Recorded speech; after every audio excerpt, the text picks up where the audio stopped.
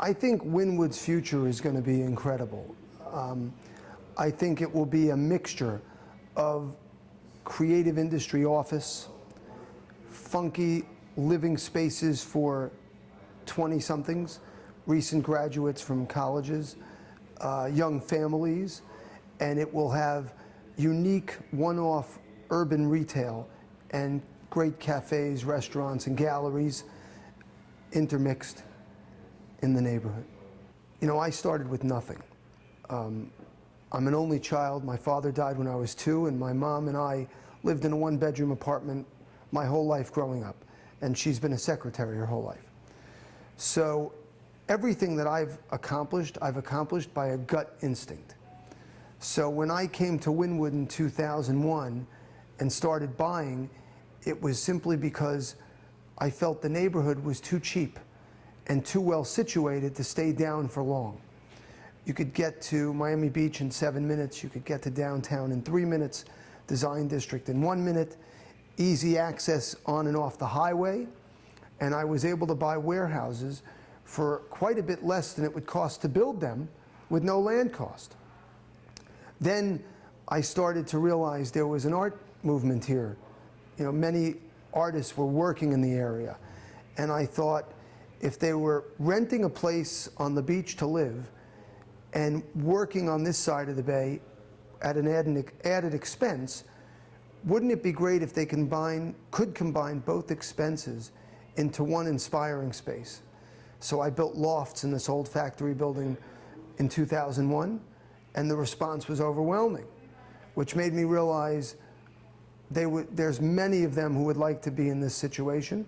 So we dreamt up building Wynwood Lofts in 2003, which we didn't get built until 2005. So it's all from the gut. And being a street guy, we almost lost everything. In 2009, we had been straddled with a 3-acre parcel here that produced no income. I like to say it's like an ice cube melting in the sun. And we had a lot of debt on it, and it was killing us. And the way we weathered the downturn was simply talking with the banks, working with the lenders. They were able to help us out. You know, one in particular was Gibraltar Bank. They really saved our ass, you know, because they believed in us.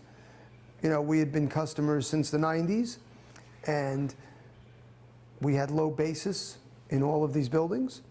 And they said, well, you made one mistake, so let's figure out how we can refinance and restructure it so you can get through this. And sure enough, we ended up selling the piece, taking our loss in 2010, but it felt like I got paroled and shot out of a cannon. And I had my best year in years in 2011 after getting rid of that property. But when I dreamt up doing Museo Vault, which is a fine art storage facility, the idea came to me during a breakfast in 2006 during Art Basel, given by AXA Art Insurance. And they were talking about the trials and tribulations of keeping artwork safe in this environment, and the insurance companies themselves were very nervous. So they had hired a consultancy firm called Global Risk Partners and introduced them at the breakfast. They had tasked them with developing a criteria by which all art storage facilities around the world would now be rated by on a go-forward basis. So after thinking this could work in Miami, I went to New York and met those guys and got a crash course on art storage and the protocol of operating such a facility.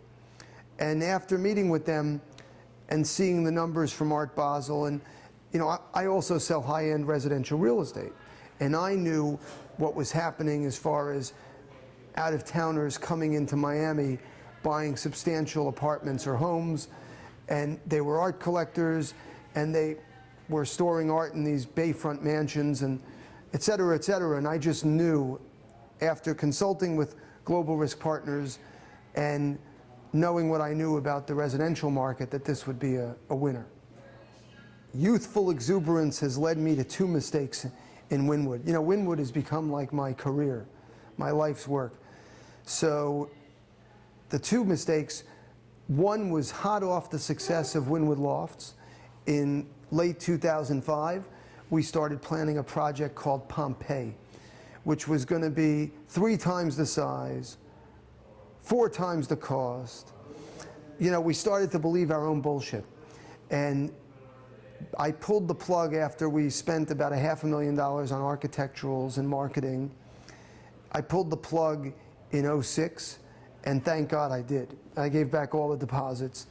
I didn't like what I was seeing on the horizon, because if you remember, back then also there were tens of thousands of units going to be delivered in 2008, and they were very highly leveraged also.